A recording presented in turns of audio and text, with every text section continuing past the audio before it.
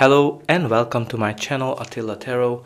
In this video we're going to take a look at what kind of energies those who were born in the Chinese zodiac sign of the pig can expect in 2025, in the year of the snake. We're going to look at the meanings of the card from a love and also money, career, finance perspective. But as usual, this is a general reading, so please take whatever resonates and leave the rest behind. The oracle card has the number 10 card for you, unfinished symphony. So there's something unfinished business here for you that you need to take care of. Maybe you started a project, maybe you started a painting, you started a creative project or a song, or a play, or anything. What's really important here that you need to finish it, because this will bring you some kind of a success. Maybe there's just one little thing that you need to do, or sign a document, or you need to pay a bill. What's really important that there's some kind of an unfinished business that you need to take care of, or maybe from the relationship perspective, something that you haven't been able to get a closure on. So make sure that you get your closure, and let's see what the tarot is telling us. In the center of your reading, you do have the Queen of Swords. Queen of Swords is a court card, so it can be a person, your energy, or just the general energy of the card. This queen is very smart, very logical, and she is definitely somebody who's been through a lot of challenges, a lot of disappointment. She's also called the divorced queen, somebody who's been through a lot of challenges through her life. But all of those challenges made her stronger, made her wiser, and because of that, it's very hard to mislead her, because she's all about clarity. So some of you might be getting clarity, some of you might be protecting yourself from something that happened in the past, but because she's kind of having her guards up because of it, all those disappointments. But she's also turning her back to the past and looking towards the future. The first card of your reading is the Ten of Pentacles, which is indicating an end of a cycle and a start of a new one. But this is ending with financial gains and benefits, indicating an increase in your finances, windfall, inheritance, a bonus, or some kind of an increase. Maybe you're getting an increase. This can be this is a card about long-term stability, long-term reliability, security. Can be connected to a family business of multi-generational wealth as well. So great from the finance perspective, but also from a relationship point of view. This card is bringing you everything you wanted and more.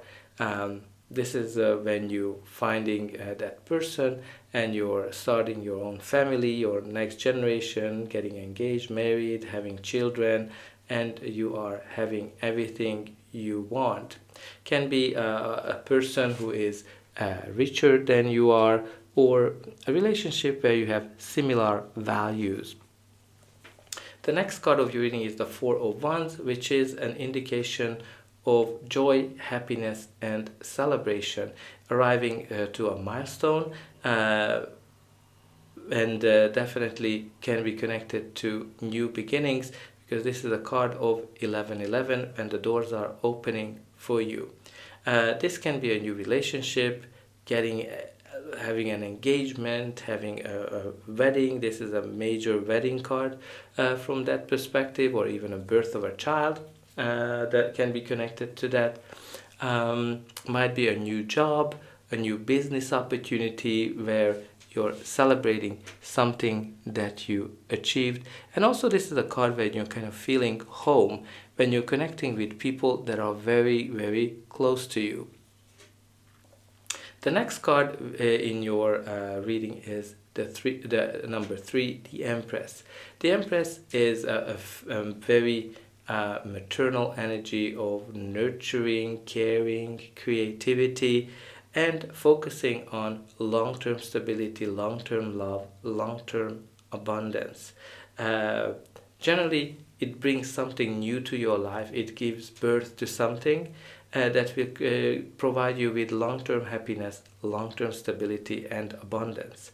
Can be a new job, a new business, a new relationship, a new chapter in a relationship that brings you happiness, joy, and uh, financial stability, but also can be connected to pregnancy. Some of you might be welcoming a baby next year, especially with this first column.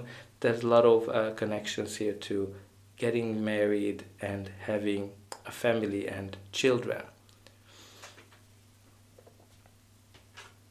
The next card here for you is the Eight of Cups, which is an indication of turning your back to something that was dear to you, something that meant a lot for you, but no longer. And because of that, you are going into a new direction. You're going into a new direction where you're listening to your instinct, your inner guidance, and you're following your passions. Some of you might be leaving a situation, a job, a project behind, and you are going into a new direction. But it can be also a relationship that some of you might be leaving behind, maybe a family business. Very interesting to see that both the Queen of Swords and the Eight of Cups is turning their back to something. So some of you are definitely doing that this year.